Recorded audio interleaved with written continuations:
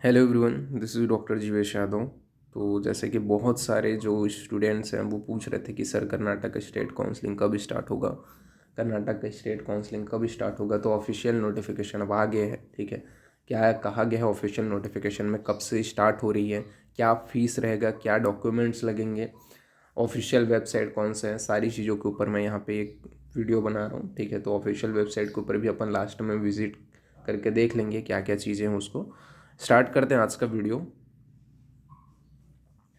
सबसे पहले यहाँ पे आपका कैलेंडर के जो इवेंट्स हैं वो यहाँ पे आपका बताए गए हैं कि जो ऑनलाइन रजिस्ट्रेशन है। सबसे पहले बात है ऑनलाइन जो रजिस्ट्रेशन है, तीसरा नंबर का पॉइंट जो आपको इम्पोर्टेंट है, वो कब से कब तक है। तो 11 AM 30/10/2023 से लेकर के 2/11/2023 अप टू 11:59 PM। ठीक है, तो ये यहाँ पे आपका बताया गया ऑनलाइन रजिस्ट्रेशन। तो ये आपको डेट स्पेशली याद रखना है। ओके, नाउ नेक्स्ट आपका जो है लास्ट डेट टू पे द रजिस्ट्रेशन फीस, वो है आपका 3/11/2023 2 PM। ओके, फिर वेरिफिकेशन ऑफ डॉक्यूमेंट, तो डॉक्यूमेंट वेरिफिकेशन यहाँ पे बताया गया है। कब बताया गया है डॉक्यूमेंट वेरिफिकेशन, तो 3/11/2023 and 4/11/2023 KE 8th cross Malleshwaram Bangalore. ठीक है, तो ये यहाँ पे बताया गया है। इसके अलावा जिन लोग के PWD कैंडिडेट्स के अंतर्गत आते हैं, ठीक है, तो उनके लिए एग्जामिनेशन होगा। और उनके लिए जो यहाँ पे आपका बताया गया है examination to person with disability, उनके लिए 3/11/2023 को KE 8th cross Malleshwaram Bangalore में ही जो है वहाँ पे उनका वो चीज़ें होंगी। ठीक है, तो ये यहाँ पे आपका डेट बताया गया है। रिपोर्टिंग जो है वो आपका बताया गया है 10:30 बजे। ठीक है, फिर इसके बाद में बाकी जो चीज़ें रहेंगी, तो rank wise schedule for verification of document will be noticed on KE website on 2/11/2023।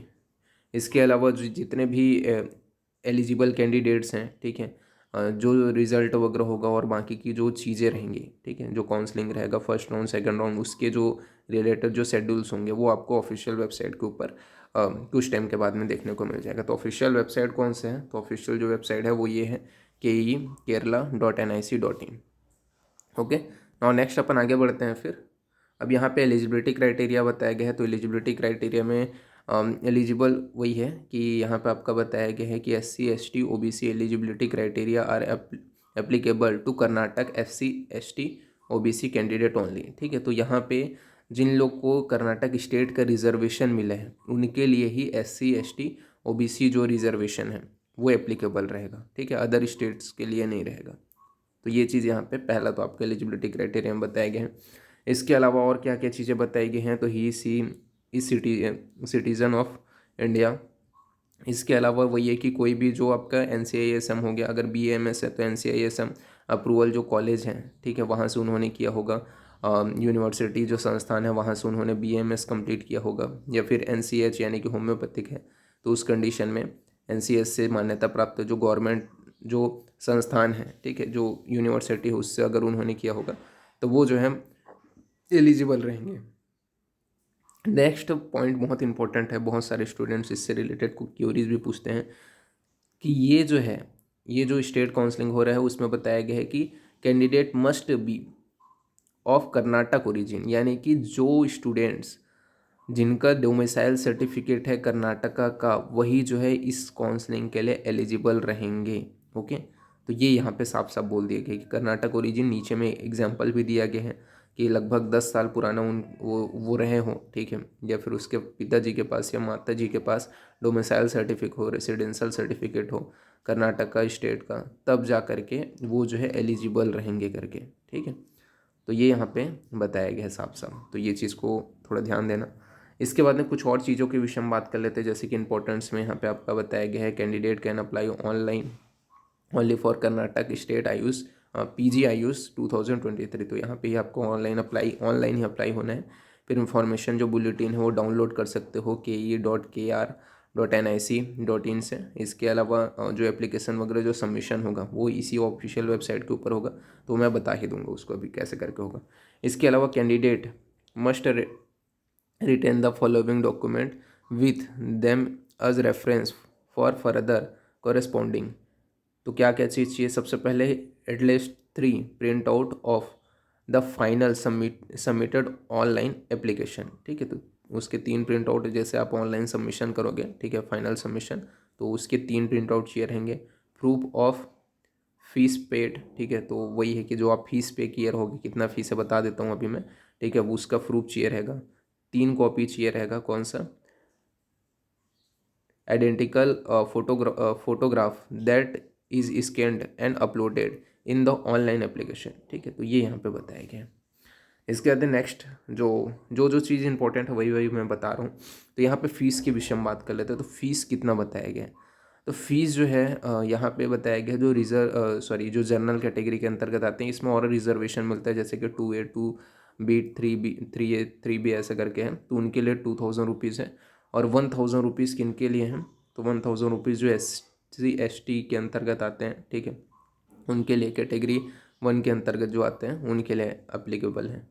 इसके अलावा verification document and allotment of seat including the following stage. ठीक है, तो कैसे करके होगा, सबसे पहले रजिस्ट्रेशन ऑफ कैंडिडेट होगा, फिर वेरिफिकेशन होगा। ठीक है, इसके बाद में एंट्री ऑफ जो आपका ऑप्शन बाय कैंडिडेट, इसके बाद में allotted of seat, download of a seat allotment details and remittance of fees and collection of admission order, फिर admission and report the college. तो ये आपका स्टेप बताया गया है। फिर नेक्स्ट जो इम्पोर्टेंट है उसको ऊपर अपन आ जाते हैं। तो यहाँ पे कुछ चीज़ें बताई गई हैं जिसमें सिक्योरिटी जो मनी है, ठीक है, उससे रिलेटेड कुछ चीज़ें बताई गई हैं। तो every candidate include in service candidate shall pay a some of 50,000 rupees यहाँ पे बताया गया है to government in case he she on payment of fees during counselling and fails to join the course on the specific date mention in the admission order. ठीक है, तो मतलब ऐसा है कि जो स्टूडेंट्स क्या कर रहे हैं, जिनको जो भी सीट अलॉट हो गए हैं और वो किसी कारणवश उस सीट को छोड़ रहे हैं, ठीक है, जो भी है, जैसा भी है रीज़न, तो उस कंडीशन में वो सीट आपने एडमिशन आपको मिल चुका था लेकिन आप उस छोड़ रहे हो, तो उस कंडीशन में आपको 50,000 रुपये 50,000 रुपीज़ आपको देना पड़ेगा। ठीक है, उस सीट को छोड़ने के लिए। यहाँ पे कुछ और चीज़ें बताई गई हैं, जैसे कि यहाँ पे आपका बोला गया है cancellation after first round till before the last date of option entry for second round. मतलब ऐसा है कि ऐसे कैंडिडेट जिन लोग को फर्स्ट राउंड में सीट अलॉट हो चुका था लेकिन उन लोग क्या है उस सीट को छोड़ रहे हैं, ठीक है, सेकेंड राउंड की काउंसलिंग स्टार्ट होने के जस्ट पहले या फिर लास्ट डेट में ही छोड़ रहे हैं, ठीक है, सेकेंड राउंड की काउंसलिंग स्टार्ट होने के जस्ट एक दिन पहले ही, तो उस कंडीशन में उनको 10,000 रुपये 10,000 रुपीज़ देना पड़ेगा। ठीक है, और इसी प्रकार सेकेंड बोला गया है cancellation after second round up to on day before the commencement of mop up round. मतलब ऐसा है कि कैंसिलेशन कराया जा रहा है मॉप अप राउंड के जस्ट पहले। अगर उनको सेकेंड राउंड में सीट अलॉट हो गया था, अब सेकेंड राउंड में सीट अलॉट हो गया था, उसके बाद में उसका कैंसिलेशन बहुत लेट से यानी कि मॉप अप राउंड के जस्ट पहले कराया जा रहा है। ठीक है, तो उस कंडीशन में क्या होगा, उनको भी 10,000 रुपये देना पड़ेगा।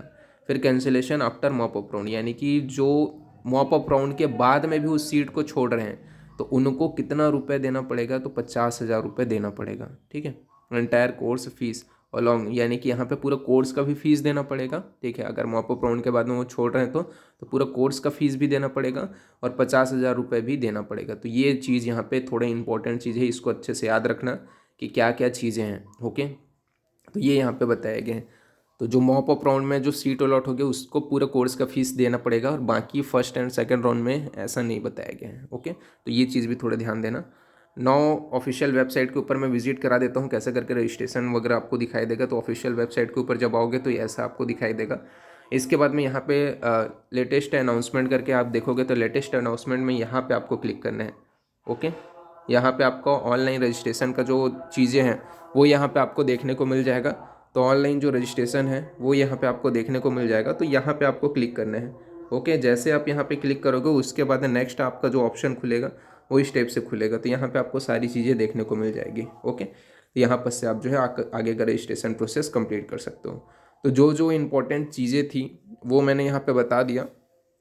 बाकी इसमें रिजर्वेशन वगैरह अगर आपको देखना है, ठीक है, तो वो इन्फॉर्मेशन बुलेटिन में साफ साफ वहाँ बताया गया है कितना % किसको रिजर्वेशन है करके।